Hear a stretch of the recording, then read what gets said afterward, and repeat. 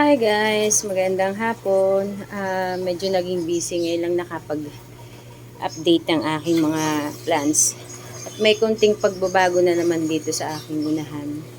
Ito yung aking variegated na elephant ear. Dito na siya. And then itong aking pearl and jade. Andito na siya sa katabi ni Leon. Tinabi ko na siya dyan. Ito yung nilipat ko na pearly marks na variegated na baby. And then yan yung mother. Ito yung ating giant na cactus.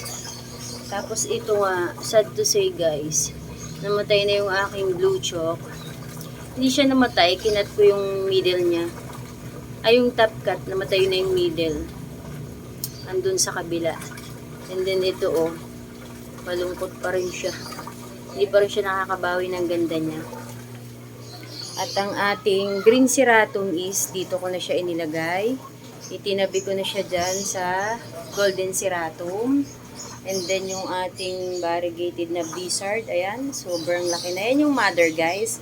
At yung mga baby niya nandun sa greenhouse.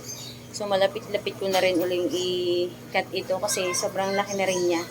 Para magbigay ulit ng baby yung pinakang katawan niya. Kasi may isang maliit na baby doon, ayun hindi na siya lumaki. So yan ang ating update dito sa baba. So sa taas, di pa tayo nakapag-update.